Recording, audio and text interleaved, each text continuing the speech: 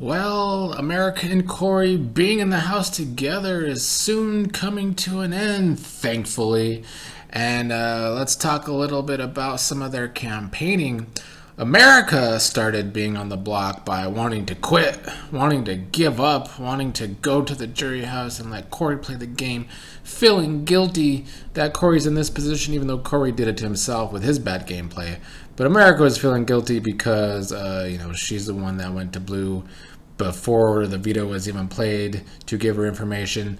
And Blue went to Jag afterwards to throw America under the bus, so America was feeling guilty about that. But all of this is like earlier this season when Suri was talking about possibly giving up the game for Jared in this short little 1 minute conversation. Oh, I remember the fan base just giving Suri so much shit that she shouldn't even be cast if she doesn't want to be there. Yeah, blah, blah, blah, blah. All the America and Corey stands at that point, even in my comments, were being absolutely absurd.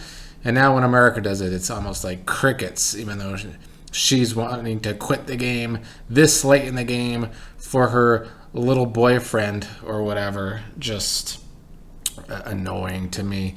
America and Corey continue to be annoying to me. I'm so glad they're finally being split up. Corey, he's been making these awful pitches the last 2 days to stay in the game.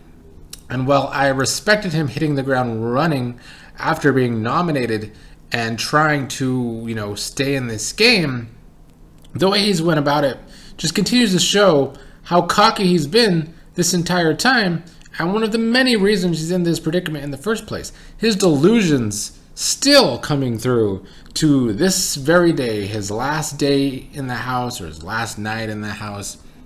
The delusions still there. He's talking about how he can get Felicia and Suri to the end, and then how, of course, he would win the final HOH, and then he could decide which one of them to take to the off the block, or which one of them to take to the end. And then, but then he's talking about how, but before that, you could get me out at Final Four. I mean, this is your pitch to stay in the game, how they should take you further in the game because you're going to win the final HOH. Just an odd pitch to me. He also continues to believe that he can get Bowie and that Bowie's the real key to him staying in this game. He doesn't realize that Bowie is Matt and Jag's biggest lapdog right now going. So Corey's reads, they've been terrible for weeks and weeks now. They've never improved ever since Izzy went home because Izzy was his main source of information. And now he continues to just be lost in the sauce because of that.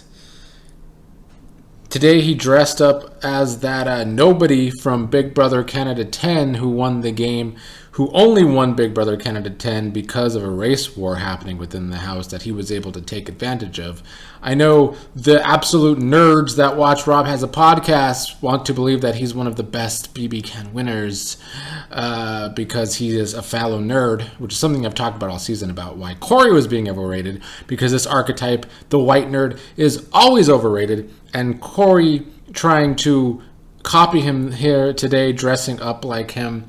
I thought it was another terrible job by Corey to try and be that mid player from BB Can, and I think it speaks a lot about his game and how it has all fallen apart for him, because I do feel like he wanted to play like that nobody from BB Can, and he succeeded in being mid, just like him.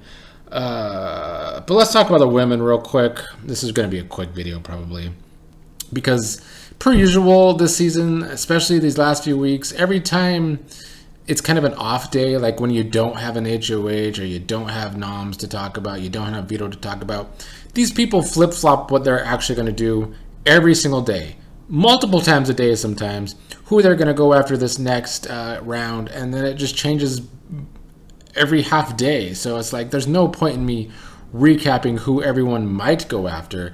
But I will say, all of the women minus Suri do seem to really want to continue to work with Matt and Jag to go further in this game. Blue, and I talked about Blue and Felicia going over this days ago, and I still don't think that's great for their long-term game.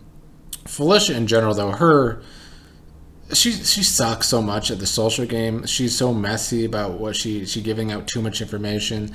I still think she is very jealous of Suri's game, and I think she is basically playing to just try and outlast Suri, because I don't understand how she thinks Matt and Jag are going to get her to the end of the game. It is kind of a case of how Jag was with Corey in America, saving them weeks on end, thinking that he can go to the end with them and they might get him to the end. I feel like it's the same for Felicia. She wants to go to the end with a duo and thinks that somehow that's going to get her to the end. I don't understand her logic, and Blue's kind of talking the same. Although I do like Blue's game style more than Felicia's, because like I've said before, I do feel as if Blue does know how to look out for her own game, and I do think Blue can maybe maneuver that situation better than Felicia. And there's also Bowie too, who, like I've already said, is already Matt and Jag's lapdog. So they have the women where they want them.